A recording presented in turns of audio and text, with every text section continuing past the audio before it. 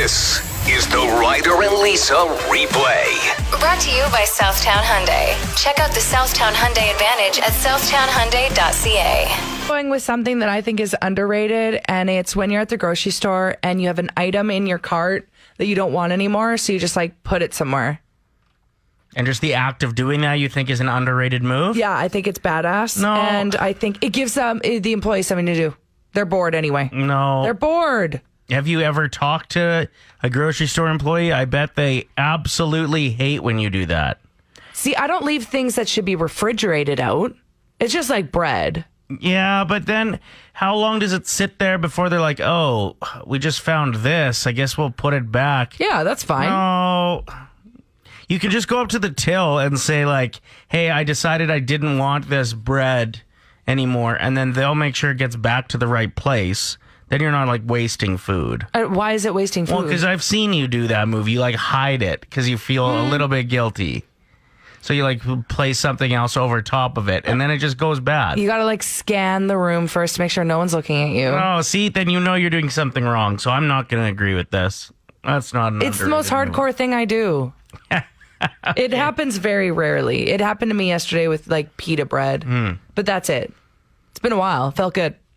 No, I don't agree. I'm going with underrated, and it is actually a surprise to me that I felt like a surprise birthday would be an underrated thing that I experienced. So thank you for lining it up, but I rolled in to a local pub until 10 p.m. Sadly, we didn't have a horse, so we couldn't be exempt with the rodeo rules. Yeah, no kidding. We should have just dressed up like we were going to the rodeo. Howdy. But yeah, no, there was just a great group of friends I haven't seen in a long time, and it caught me off guard. I didn't expect it, and it meant the world. Like, especially after this year and a half, to see some faces that I haven't seen in a while. All in all, just an underrated feeling. The old surprise birthday. I wonder how many of our listeners have never had a surprise party. Probably a high percentage, because it's a lot of work. I feel like it was my first that I've been like caught off guard. Yeah. That like, oh, you're here? I've had like 6 to the point where my friends make fun of me now. They're like, oh, let me guess. Another surprise party for Lisa. That's because if people tell you anything, you ask way too many questions. Like, oh, what time does it start again? I feel like today's the actual first day back at school. Right? Yeah, last week was kind of weird because they had some students going in on some days, some on others. Like it's now today is like the full class is in there. Get to work. Do some homework. And I remember that too. I remember going into like, because your daughter's going into grade 5. She's in grade 5 now. It's crazy. But I remember thinking, oh, this is going to be just as fun as last year. No. Like you have homework tonight. And you think the transition from grade 4 to grade 5 is a big leap? Yeah. Oh. I think so. I don't remember any of that. No? No, I mean, I just made my mom do my homework mainly. Ryder, that's ridiculous. What? Worked out. I got to focus on my entertaining. You know that the teachers knew Heather was doing it too. Yeah, like the way it was written out. The writing is totally different. Yeah. No, it's a grind. What do you mean? You don't even know. Oh my gosh, I do though, and I remember. Oh yeah, sure. I tried really hard. In school? Yes, and my parents never helped me with my homework. Now I can sit back and relax. Oh, okay, because you worked so hard at grade 5? Yes. I liked grade 5. I liked working hard. I was good at it.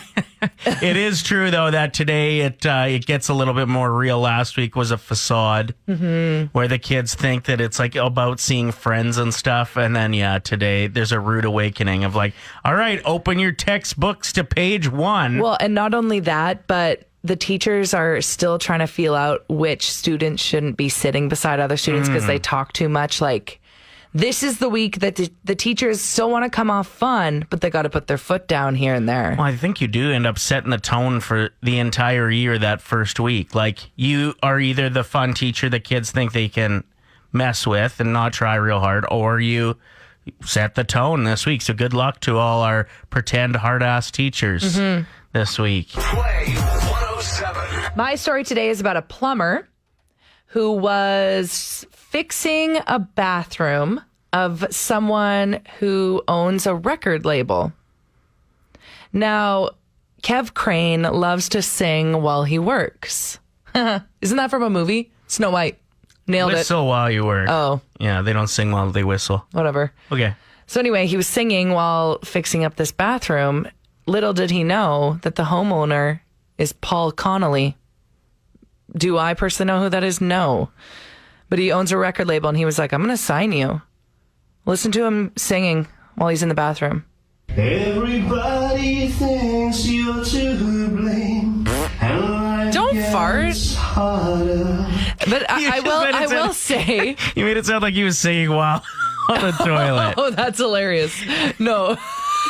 I thought you were making that sound because he wasn't good at singing. No. It was while he That was is working. so funny. It's while he was working on the toilet. To be honest, I was kind of underwhelmed. I hate to be that person, but this just makes me want to go and try and work on somebody who's a record label owner to sing, because I feel like I could get a record label if he can. What would they hire you for to get, like, to go in and do, though? Do you know how to fix toilets? I can fold towels really well. Okay, all right. Tell me something good. All right, my story is about a really good friend who wanted to uplift her friends and family. So she did something called a compliment jar, where she wrote like 40 compliments about somebody and left a little note with it that said, anytime you're sad, just grab a compliment. This is what I truly think of you. So they are personal compliments. They're not just generic. Because I wouldn't believe them if they were generic ones. No, they're personal, handwritten for this person. Cool. And it went over so well, she ended up buying 10 more jars to give to 10 more friends, then 20, then 20 more. All in all, she has that many friends? She's now handed out 50 compliment jars, and I guess like her friends and family cannot talk enough about how much it's meant to them through the pandemic. Cool. To be able to like just open it up and read a compliment when they're feeling a little low. So think about it. If you got some time and some jars, you may want to do this for your friends. If you make me a jar, just want to let you know that it will be empty after one day and I will need more. And please include that she's a great singer when she's in the bathroom. Tell me something good. This is where we give shout outs to people, places, and things that don't always get the love and attention that they deserve. Let me be your hero. Shout out to that shirt that you can't find. It's probably still in the dryer from 6 days ago. Shout out to Drake, who broke the 2021 record with Certified Lover Boy for the most streamed artist in one day. Wow. Also for the amount of exes that were contacted to see if there's still something there. Shout out to buying a cake thinking you won't eat the entire cake to yourself. I guess we know how that ended. Shout out to peanut butter, which is enjoyed by 90% of Canadian households, especially those with dogs. Ryder, gross. What? What's my dog's favorite treat? Peanut butter? Exactly. All right. Are you sure? That's all I'm it? saying. Yes. Shout out to hurricanes being named after innocent women. How about next time there's one, we name it after someone who pollutes the earth the most, like the Keurig guy or whoever invented cigarettes. I tried to find that out on Wikipedia. Can't find it. There's no name. Shout out to people who put Christmas decorations up in September for saying that they're happier because of it. But actually, they're not. I'm miserable. Plugs in lights. I feel a little bit better. Shout out to neighbors on each side that have polar opposite political party signs on their front lawns. I am for sure inviting both houses over for a barbecue right before the election. Ooh. Popcorn's popping. Just sit back and sit- watch. Exactly. So what do you guys think of Trudeau? Time for the Situational 7 at 7. What's it gonna be today, Ryder and Lisa? Well, after waking up to my dog puking, I decided that it would be a good topic today to do the top 7 worst situational wake-ups. Yep, so we need your help in compiling a top 7 list, 780-784-7107, and we'll count them down next. Yeah, I want to give you just like an example of another one. Okay, so first of all, you have the, waking up to a pet puking. Is that going to make it into the top 7, do you think? At this point, it is, unless it Okay. gets booted. Unless we get enough suggestions that are worse to wake up to than that. But, The one that hasn't made the list, so we'll throw it in the honorable mentions, is a buddy pranking you. Okay. That wake up when like you hear the razor and you wake up and they're shaving your eyebrow or drawing something on your face or like slapping you with what's the white powder that they... Flour? Yeah, is it flour normally that you do that with? Yeah. Or if they put a jawbreaker in your mouth and then tape your mouth shut and throw you in a trunk, and then when they go to like take you out of the trunk, it's in their throat. Have you ever seen that movie? No, but I was like, wow, that's really specifically You've never said. seen Jawbreaker? Dude, that's a cult classic. It is. I was like, wow, your friends are extreme. Play 107. So we've counted down like the best situational beer, Fries. the best situational fries, like when you reach into somebody else's and steal theirs. We've even done like top 7 most embarrassing walks. Sure. Like the walk of shame, the walk back from bowling. Like it's such a funny bit. Forgot about that one. Yeah. So today we're doing worst situational wake ups. I have some honorable mentions that didn't make the top 7, then we'll start counting them down. Yes. So thank you to everyone that's contributed on the text line. So while falling in a dream, and then you wake up right before, that's a crappy one. I think that was from Tim, our buddy from OK Tire. Yep. Military boot camp.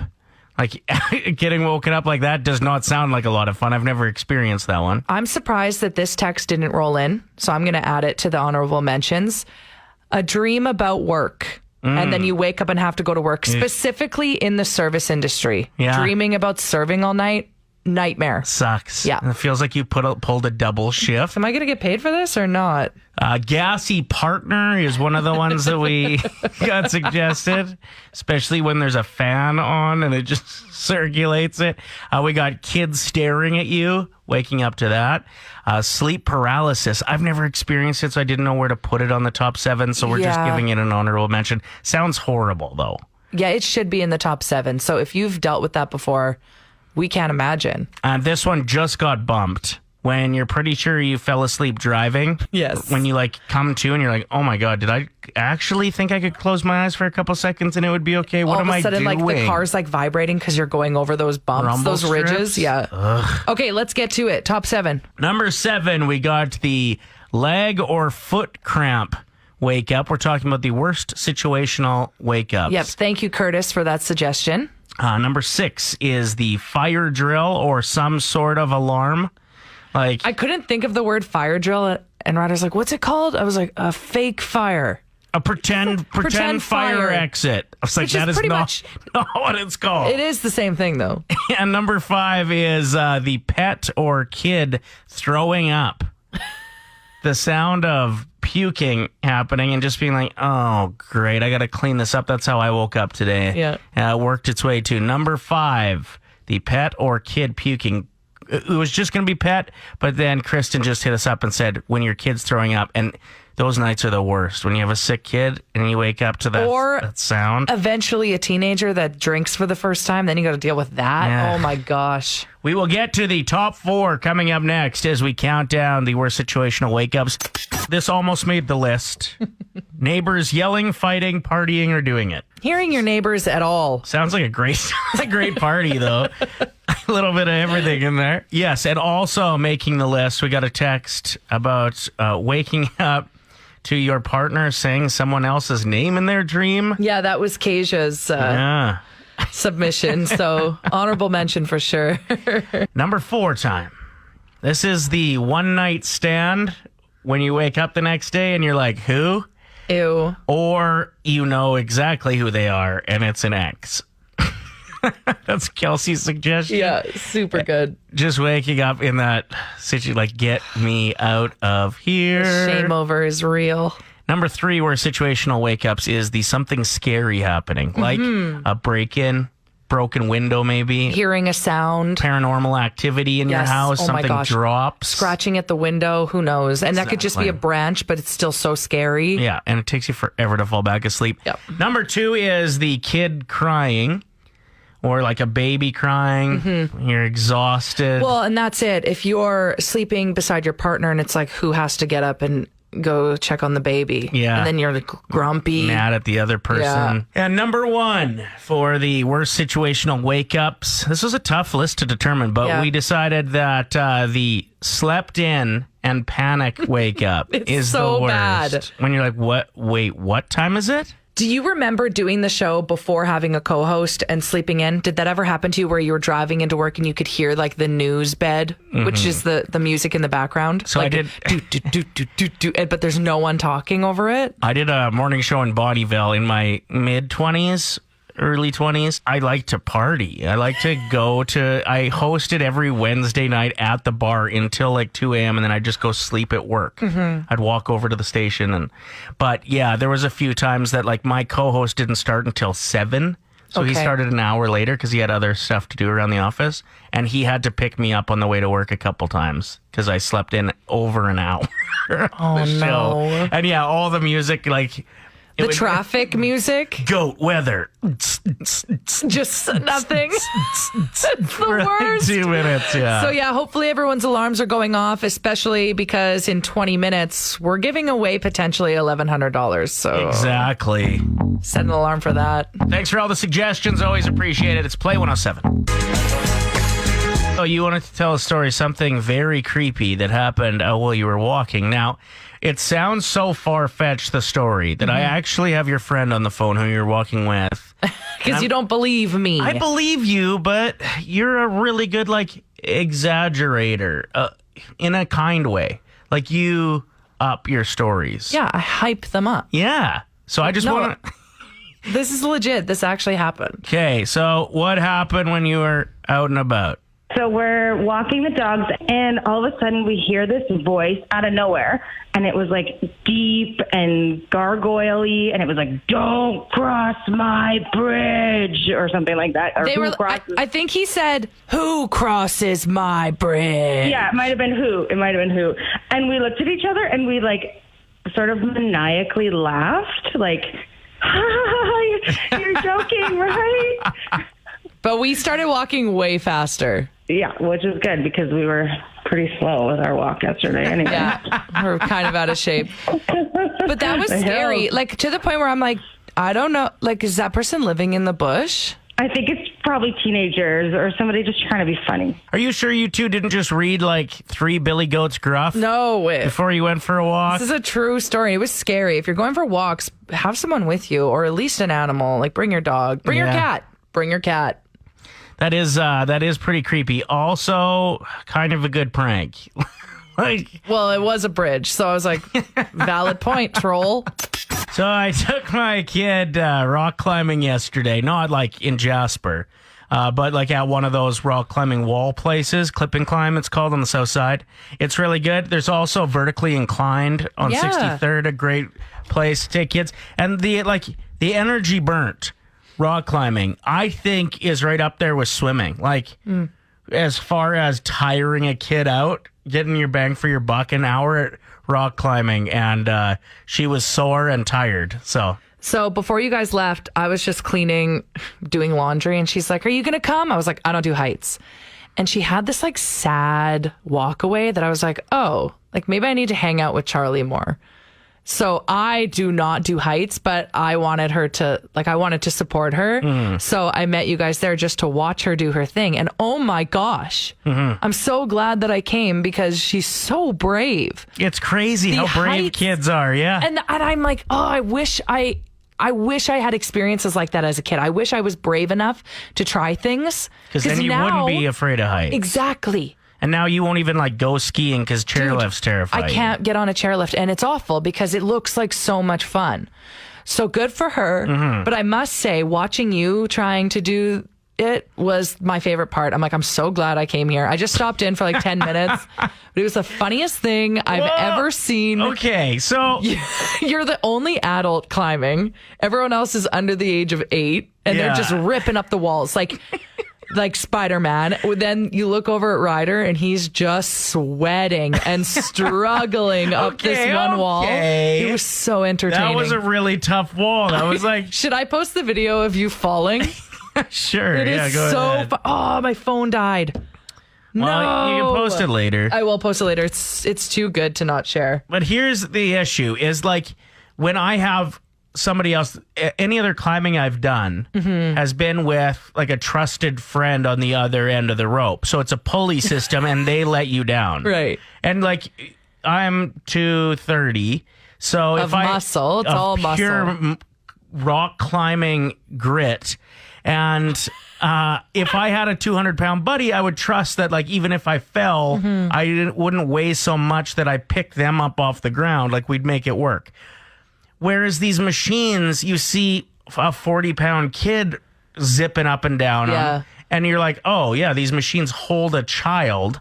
But, like, it just is so hard to trust that they're going, when you do the, like, jump off, in just my opinion. So this morning, after Ryder had that experience, he woke up this morning with these awful bruises on his stomach. We posted a picture of it on Instagram. Yeah. Go check out these bruises. It's because the harness was jabbing into my cheeseburger locker. Because I was like so tense on my way down that I was going to die from it. Yeah. Like, I at least took 2 years off the lifespan of those pulley systems. Yeah, and your life from how scared you were.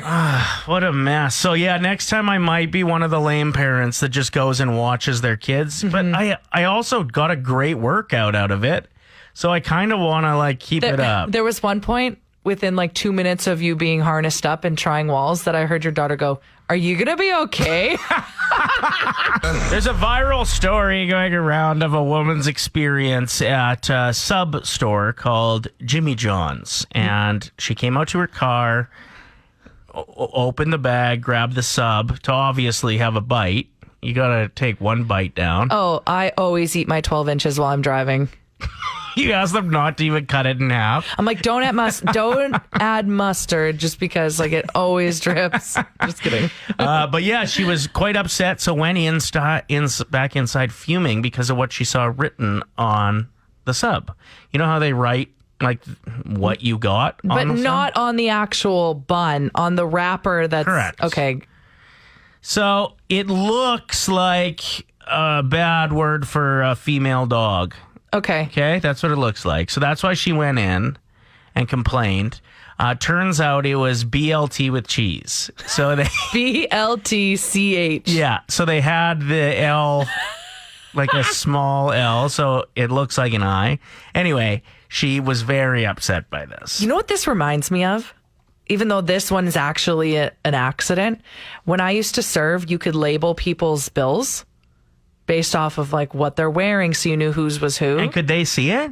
Well, we didn't know that at first, but then we started printing receipts, and they'd be like, "Why does this say ponytail guy?" like sometimes like you're not meaning to sound rude, but like sounds like a good time to me. So once we realized that, we were like, "Okay, we can't be labeling bills." And if you do, delete it before you print it off. Good point. Unless it's something lovely to say about someone. So that kind of reminds me of this story. So she did find out that in the end, it was BLT with cheese. That's right, yeah. Reading just some people's comments on this story, and there's a girl named Terry that said that she ordered a chicken teriyaki sandwich once. Okay. And then on the wrapper, same deal, it said Terry Chick. And so she went back in and was like, "Excuse me, how did you know my name?" Like, yeah, it stands for teriyaki chicken.